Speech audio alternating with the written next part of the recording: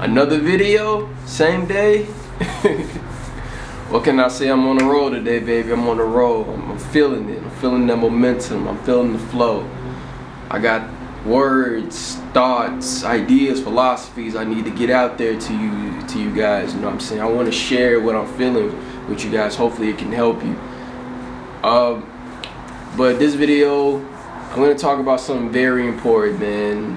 I'm going to talk about self-destruction and delayed gratification. You know, two subjects. It could have been a separate video for both of them, but I feel like they correlate within each other. They affect each other depending on decisions and experiences you've had. But I'm gonna start with self-destruction. I'm gonna give you guys like a little story about a kid I know. I'm not gonna give any names. I don't want to put his business out there too much, but just a little story. So it's this kid I know, you know, for a little minute. Good kid, teenager. Solid, doesn't seem like he gets in trouble or anything like that. Recently I got a call from a family member saying that he was in an institution for threatening to take his life. Last time I talked to him, he was going through, you know, situation with his girlfriend. His girlfriend wanted to leave him, and he threatened to take his life if she did.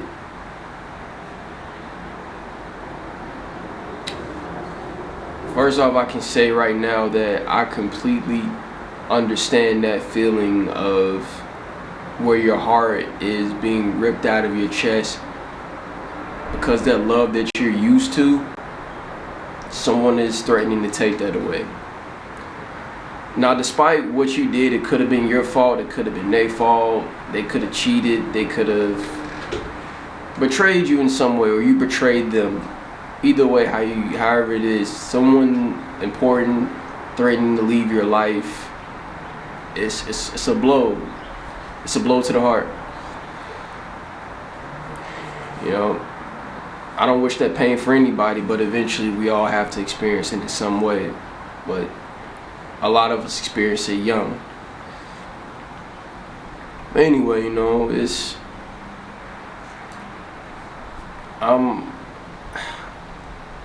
you know, the big brother in me is telling him to not do that. You know, don't do it. It'll be plenty of other girls, plenty of other people you'll meet. You have so much to live for. You know, the typical shit that you say to someone.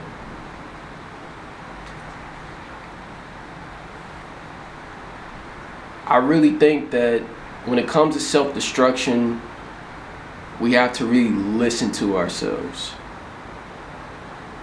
You have to listen to the person, understand how they feel, because at the end of the day, they have a lot of built up energy that needs to be transferred into something else. Because energy can never be destroyed, it can only be rebuilt or regenerated or transferred into something else. We do everything in that moment to not feel how we're feeling, except when the best thing we can do is feel it. And we threaten to destroy everything we build just to get rid of that feeling.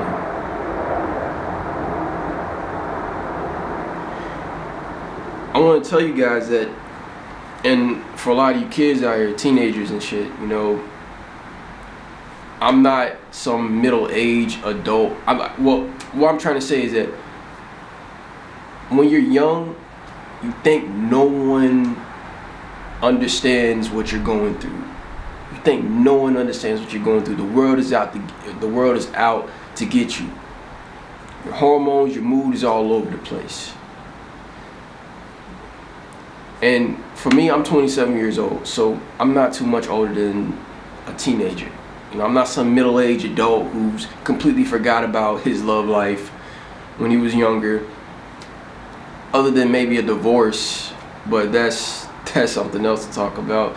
But still, divorce is a good example of somebody who's experiencing, you know, trouble in their relationship. But I'm telling you, like, it wasn't too long ago when I was in a relationship with somebody I love, and I ended it, and it felt like my world went to shit.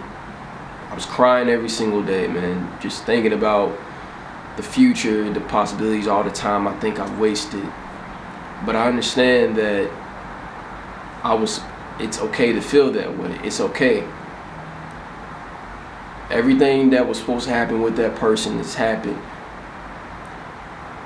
And the wrong thing for me to do is to destroy myself just to get that feeling back, because it's not helping me. It's not going to help the situation.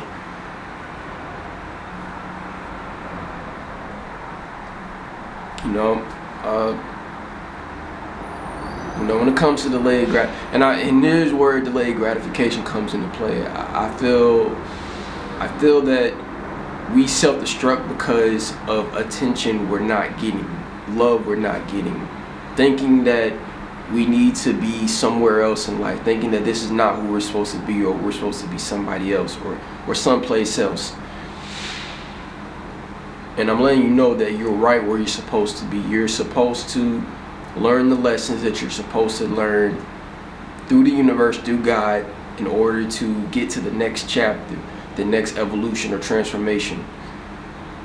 And you won't transform if you don't learn those lessons. It's like a game, you know what I'm saying? You have to beat the levels in the game to level up.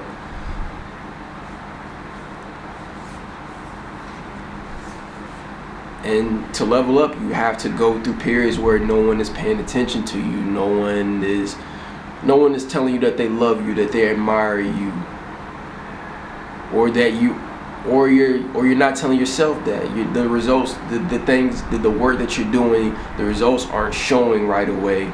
So it makes you feel like your time is wasted. And the first thing you want to do is self-destruct. Harm yourself, harm other people. And that's not the way, man. It's not.